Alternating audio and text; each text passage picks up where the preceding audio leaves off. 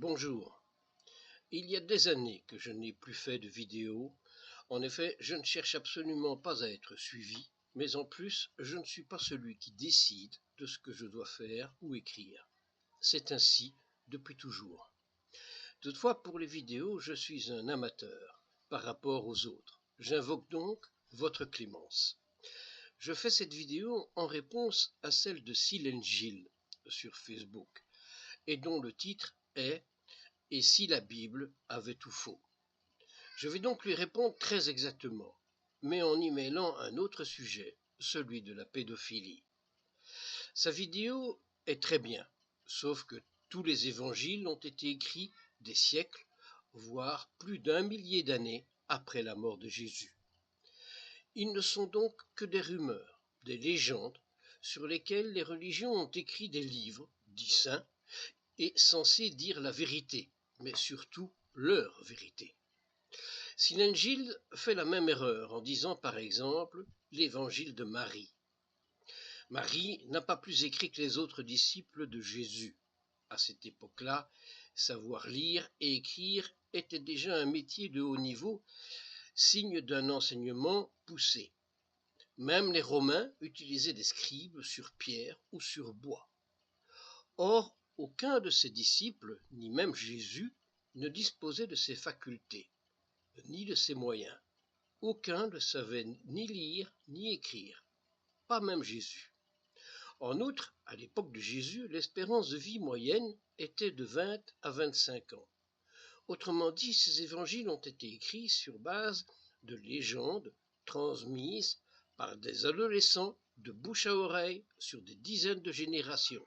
Autant dire que ces évangiles ne sont donc que des histoires transformées et romancées par des dizaines d'illettrés. Aucun ne s'établit sur la vérité, d'autant que tous ces textes ont été écrits des centaines à 1 millier d'années plus tard. Cela représente donc bien des centaines de générations de bouche à oreille, bref, du vent. Mais encore, à l'époque de Jésus, les enfants étaient mariés alors qu'ils n'avaient pas encore atteint leur puberté. Les filles tombaient même souvent enceintes avant de voir leurs premières règles. Le but était d'ailleurs de se marier le plus tôt possible pour avoir des enfants dès que leur corps et leur santé le leur permettaient. Ils devaient survivre et donc procréer. L'école n'existait pas. Or, pour survivre, il fallait très vite se marier et très vite assurer sa descendance. Aujourd'hui, on dirait que ce comportement, qu'il est pédophile.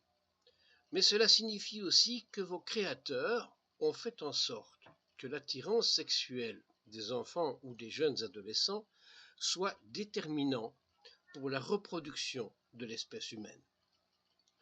Or, cette espèce humaine est toujours la même aujourd'hui.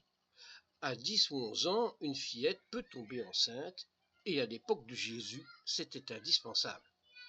Pour les parents, c'était une bouche à nourrir, et il lui fallait le plus rapidement possible un mari pour être soulagé de cette charge. Les enfants ou adolescents devaient donc commencer leur vie sexuelle dès que leur corps le leur permettait. Les jeunes mères avaient d'ailleurs de nombreux enfants. Les humains n'avaient rien pour lutter contre la procréation. Ce n'était pas leur but, et en plus ils pouvaient ainsi espérer voir leurs enfants grandir, du moins ceux qui parvenaient à survivre. Jésus avait donc lui aussi vraiment très peu de chance d'avoir atteint l'âge de 33 ans à sa mort. En France, il faut attendre les années 1800 pour espérer dépasser 40 ans. Les hommes ont donc agi avec la nature humaine comme ils ont agi avec ces évangiles qui n'ont jamais été écrits par leurs auteurs.